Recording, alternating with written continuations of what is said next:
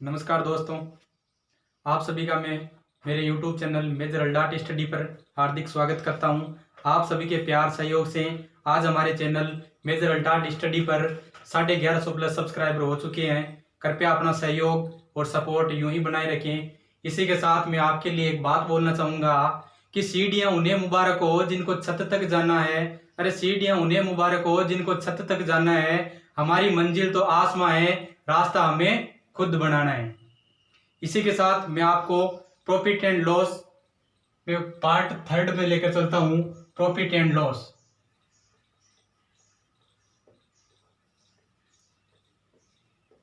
Profit and loss पीछे 2 video में मैंने पार्ट 1 और पार्ट 2 डाला था। आज आपके लिए मैं बात करता हूं पार्ट 3 की।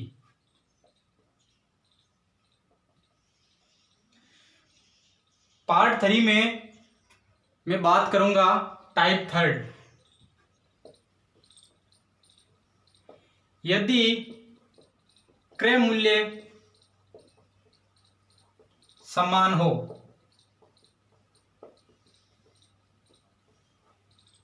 क्रय मूल्य समान होगा मतलब क्या होता है? किसी भी वस्तु को अपन जब खरीदते हैं तो एक वस्तु को खरीदो, 2 वस्तु को खरीदो, 3 को खरीदो या फिर 20 वस्तुओं को खरीदो, कितनी भी वस्तु को खरीदो, उनका अगर क्रय मूल्य अपन को समान है और क्रय मूल्य समान दे रखा है और ऐसे पूछ ले कि लाभ या हानि प्रतिशत बताओ, जब पूरे सौदे में कितना लाभ या हानि प्रतिशत हुआ ये बताओ। तो इस प्रकार के क्वेश्चंस को अपन कैसे सोल्व करेंगे, आपके लिए मैं लेकर चलता हूं आपको एग्जाम्पल पर। एग्जाम्पल है, राहुल 3 पंखों को 1800 रुपए में खरीदता है और उन्हें क्रमशः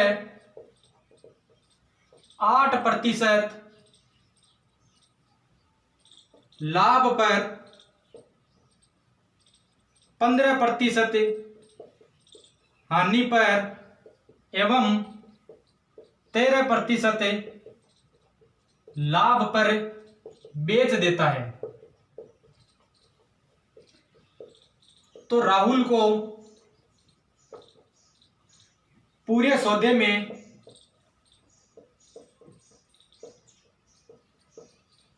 होने वाला लाभ या हानि प्रतिशत क्या होगा?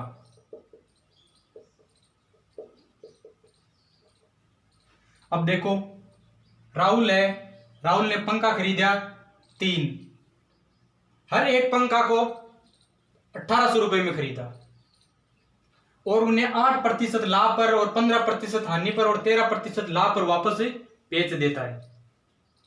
तो जो ये कंडीशन है, इसमें पूरे सौदा जो भी है, पूरा सौदा है अपना, इस पूरे सौदे में राहुल को कितने प्रतिशत का लाभ या कितने प्रतिशत की हानि हुई ये निकालना है। बिल्कुल अपन इसको बिना किसी ट्रिक के, बिना किसी फॉर्मूले के मन ही मन कर सकते हैं। जैसे 8% लाभ, 15% हानि और 13% लाभ, 2% का लाभ होगा। मन ही मन कर सकते हैं, लेकिन करेंगे कैसे? प्रैक्टिस करनी पड़ेगी। प्रैक्टिस करेंगे तो मन ही मन हो जाएगा सवाल। लेकिन बहुत सारी बुक्स है, जैसे RS अग्रवाल है, RS अग्रवाल की गाइड है, उसमें भी इसका अगर आप सॉल्यूशन देखोगे तो कम से कम आधे पेज में सॉल्यूशन मिलेगा। बहुत सारी ट्रिक्स होती है, लेकिन कितनी की याद रखोगे? अकेली लाभ हानि में कम से कम 50 ट्रिक बन जाएगी, कितनी की याद करोगे? इसलिए अगर यात्रा लंबी हो तो सामान अपन को क्या करना? कम रखना चाहिए। लोड बिल्कुल कम रखो, बिल्कुल सहज रहो। अब मैं आपको लेके चलता हूं सॉल्यूशन पर।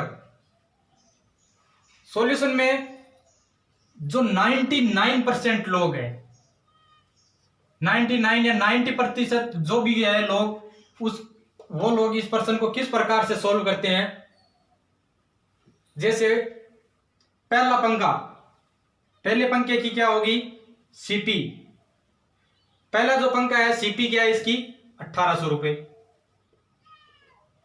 और जो पहले पंखे की एसपी क्या होगी? सीपी 1800 रुपए है तो एसपी क्या होगा? 8% लाभ पर बेच रहा है। अब 8% लाभ पर, तो 1800 का 8% कितना होगा, ऐसे निकालोगे। फिर 18 को 8 से गुणा करो। कैलकुलेशन अपनी इतनी फास्ट रखो कि मन ही मन सॉल्व हो जाए। सीधा 1800 का 8% पूछा है तो 18 का 8 गुणा कर दो 144, और 144 को 1800 में ऐड कर दो 1944 रुपए। अब जो अपना दूसरा पंखा है, दूसरे पंखे का भी सीपी क्या है, सीपी मतलब क्रय मूल्य अपना समान है, क्रय मूल्य समान है 1800 रुपए। इसका एसपी कितना हो जाएगा, 15% हानि पर बेच रहा है, 15% हानि पर बेच रहा है, तो 1800 का 15% कितना होगा, चाहे तो आप ऐसे निकाल लो 1800 गुणा 15/100, 2 शून्य से 2 शून्य, फिर गुणा करना स्टार्ट कर दो 18 गुणा 15, 8 बनना 8 पंजे 40, 0 हासिल की 4, 5 के 5, 5 और 4 9, ऐसे करोगे कितना टाइम लगेगा। बिल्कुल डायरेक्ट करो, मन ही मन करो। 1800 का 15%, तो 1800 का 10% कितना होगा 180, और 180 का आधा 5%, 180 का आधा 90, 180 और 90 कितना हो गया 270। टोटल भाई साहब हानि कितनी की हो रही है 270 की, 270 की हानि हो रही है। 1800 में से 270 अपन हानि हो रही है तो माइनस कर देंगे, माइनस करेंगे तो 1800 में से 270 माइनस करेंगे तो 1530। अब जो अपना तीसरा पंखा है, राहुल को बुलाया कि राहुल कहे कि भाई जी मैं पहलो पंखो 8% लाभ पर बेचो, दूसरो पंखो 15% हानि पर बेचो, और तीसरो जो पंखो है बिना मैं 13% लाभ पर बेच दियो। तो 1800, इसका भी सीपी सेम है 1800, और एसपी 13% लाभ पर बेचा है, 13% लाभ पर बेचा है, तो 10% कितना हो गया निकालो। 1800 का 13%, 18 गुणा 13 कितना हो गया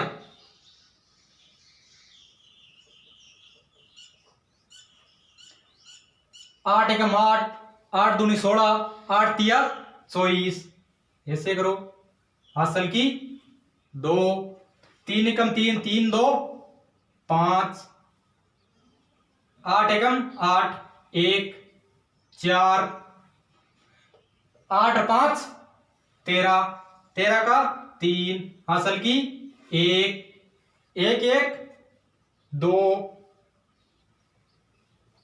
234।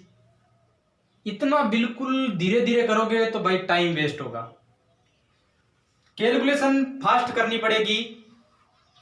तो जो 13% लाभ पर पंखा बेचा था उस पर टोटल लाभ हो रहा है 234 रुपए का, तो 234 और 1800 2034। पहले पंखे का क्रय मूल्य 1800, दूसरे का 1800, तीसरे का क्रय मूल्य 1800 रुपए, तो टोटल तीनों पंखों का क्रय मूल्य कितना हो गया 1800, 1800 और 1800, 5400 रुपए। और इनका जो विक्रय मूल्य है, इनको बेचा पहले पंखे को 1944 में, और दूसरे को 1530 में, और तीसरे को 2034 में। तो इनका जो विक्रय मूल्य है वो कितना हो जाएगा, एसपी सेलिंग प्राइस कितनी होगी 1944 और 1530 और 2034। बिल्कुल सीधा सीधा काउंट करो, जो बड़ी बड़ी संख्या है उसको काउंट करो, 2000, 1500, 3500, 3500 और 1900, 5400, 5444,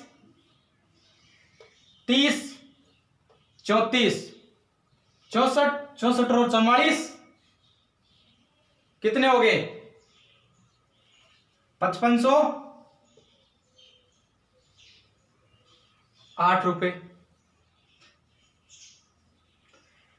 अब यहां पर यह तो हो गया अपना सीपी और यह हो गया अपना एसपी। सीपी 5400 रुपए, तीनों जो पंखे थे अपने 5400 रुपए में खरीदे, उनको बेचे कितने में 5508 रुपए में। 5508 में तो 5400 पर अपन को लाभ कितना हो रहा है, प्रॉफिट लाभ कितना हो रहा है 108 रुपए का। तो 5400 पर अपन को लाभ है 108 रुपए का। 54 का भाग दे दो, 54 का भाग देंगे तो 100,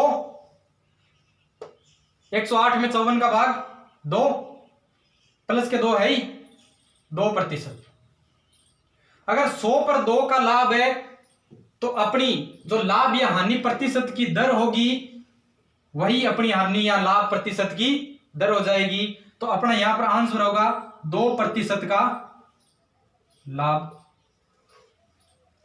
इस प्रकार आप इस मेथड को अगर फॉलो करोगे तो मेरे हिसाब से कम आपके 5 या 7 मिनट लगेंगे। लेकिन अपना तो काम ही क्या है, उंगलियों पर जादू ही हल करना। इस प्रकार का जो क्वेश्चन आता है उसको मैं किस प्रकार से सॉल्व करूंगा वो अब आपको मैं मेरा मेथड बताता हूं, मेरा तरीका। अपना तो सीधा सा फंडा है। राहुल ने पूछो कि राहुल पंखा कितना खरीदिया का गुरुजी मैं तो एक पंखो 1800 को खरीदियो। अब राहुल ने एक पंखा 1800 का खरीदा, 180 का खरीदा या 18000 का खरीदा, मैटर नहीं करता। मैं तो मान के चलूंगा कि राहुल ने भाई पंखा 100 रुपए में खरीदा। तो जो पहला पंखा है 100 में खरीदा, लाभ कितना हो रहा है 108 का, 8% लाभ हो रहा है तो अपना एसपी हो जाएगा 108। दूसरा पंखा खरीदा 100 का, 15% की भाई हानि हो रही है, 15% की हानि हो रही है। 100 में खरीदा, 15% का घाटा हुआ और अपन ने पंखा बेचा 85 रुपए में। जो अपना तीसरा पंखा है, तीसरा पंखा भी 100 में खरीदा और 13% का लाभ हुआ, 13% का लाभ हुआ यहां पर। तो 100 में खरीदा, 13% लाभ पर बेचा तो 113। टोटल कितने हुए, टोटल तीनों पंखों की जो सीपी है, जो क्रय मूल्य है वो हो गया 300 रुपए। और यहां पर जोड़ो 100, 200, 15 कम, 15 कम और यहां पर 8 ज्यादा, टोटल 7 कम, 7 कम और यहां पर 13 ज्यादा, 13 ज्यादा तो 306 ज्यादा हो गया। तो 306 इन तीन को टोटल करेंगे तो अपना जो 306 होगा और इन तीन को टोटल करेंगे तो अपना होगा 300। अब 3 का भाग दे दो, बिल्कुल सिंपल। या फिर ऐसे कर दो कि 300 रुपए पर अपन को लाभ हो रहा है कितने का, 6 रुपए का। 300 रुपए पर अपन को लाभ हो रहा है 6 रुपए का, तो यहां पर 3 का भाग दे दो, 100 पर कितने का लाभ होगा, 2 का। तो ये जो 2% है यही अपना लाभ होगा और यही अपना आंसर होगा। मैं मेथड ये फॉलो करता हूं, उससे तो बिल्कुल शॉर्ट मेथड है। लेकिन और भी अपन तो थोड़े से एडवांस चलने वाले हैं, और भी थोड़े से एडवांस ले चलता हूं। इससे भी एक सुपर फास्ट तरीका है मेरे पास। अगर इससे भी आप सुपर फास्ट तरीके से इस प्रश्न को सोल्व करोगे तो बिल्कुल कुछ नहीं, जैसे मैंने मन ही मन सोल्व किया था सेम वो बताऊंगा, वो आपको मेथड बताऊंगा। बहुत ही सुपर फास्ट तरीका है, कुछ नहीं करना। बुलाओ राहुल को कि भाई तूने पंखे कितने 1800 में खरीदे, कोई मतलब नहीं, कितने में भी तूने खरीदा हमें मतलब नहीं, हमें तो तू बस ये बता कि तेरे को लाभ हुआ, हानि हुई, घाटा कितने का हुआ, कितने का हुआ। तो राहुल की हो के गुरुजी मैं पहलो पंखो बेचियो भी मन 8% को, तीसरा मेथड है, तीसरा तरीका है अपना सुपर फास्ट तरीका। राहुल की हो के गुरुजी मैंने लाभ हुई 8% को और मैं दूसरो पंखो बेचियो भी पर मैंने हानि हुई 15 की, और तीसरो जो पंखो में बेचियो भी पर मन लाभ हुई 13 को। पूरे सौदे का पूछा है, पूरे सौदे का पूछा है तो निश्चित तौर पर औसत निकलेगा, समझ आ रही है ना। पूरे सौदे का पूछा है तो निश्चित तौर पर औसत निकलेगा। तो औसत में क्या करते हैं अपन, राशियों का योग बटा राशियों की संख्या। यहां पर पंखे कितने हैं, 3 का भाग लगा दो भाई, ये लो जी, प्लस के 8 प्लस के 13 और माइनस के 15 प्लस के 6, प्लस 6 बटा 3, 3 का भाग 6 में 2 बार, प्लस 2% प्लस 2 का मतलब होता है 2% का लाभ। यह अपना सुपरफास्ट तरीका। मन ही मन सोल्व कर सकते हैं कि 8% का लाभ, 15% की हानि और 13% का लाभ। पंखे कितने, अगर यहाँ पे पंखे 4 होते तो मैं 4 का भाग देता, अगर 20 पंखे होते तो मैं यहाँ पर 20 का भाग देता। जो 4 नंबर टाइप के क्वेश्चन होते हैं वो किस प्रकार के आते हैं। टाइप 4 में बात करूंगा, यदि वस्तु को अलग अलग क्रय मूल्य पर बेचा जाए। इस प्रकार के क्वेश्चंस को अपन किस प्रकार सॉल्व करेंगे। यदि वस्तु को अलग अलग क्रय मूल्य पर बेच दिया जाए, जैसे पहले किसी वस्तु को खरीदा, उसको बेचने पर इतने प्रतिशत का लाभ हुआ, अगर उसी वस्तु पर अपन को इतने प्रतिशत का लाभ कमाना है तो उस वस्तु को अपन को कितने में बेचना पड़ेगा या कितने का लाभ होगा। इस प्रकार के जो क्वेश्चन है उसको अपन किस प्रकार से सॉल्व करते हैं, मैं आपको ले चलता हूं सीधा एग्जाम्पल पर। क्वेश्चन, यदि किसी वस्तु को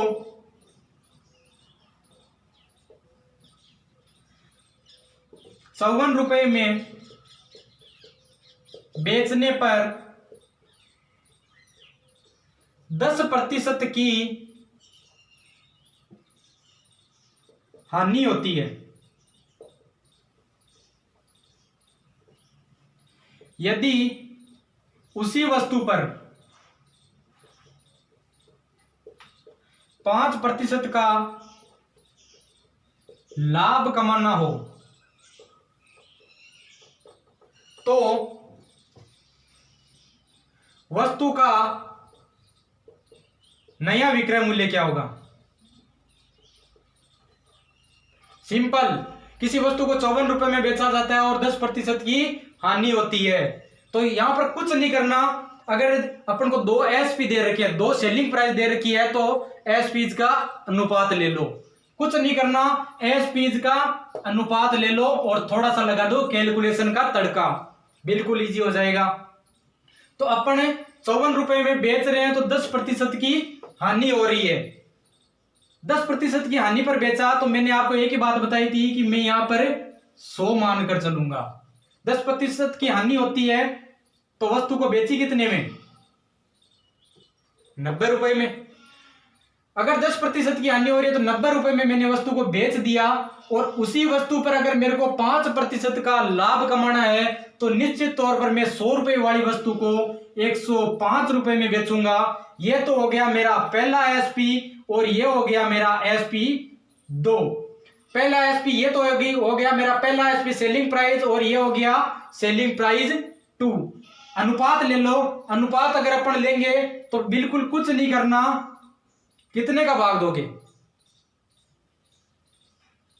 15 का भाग दे दो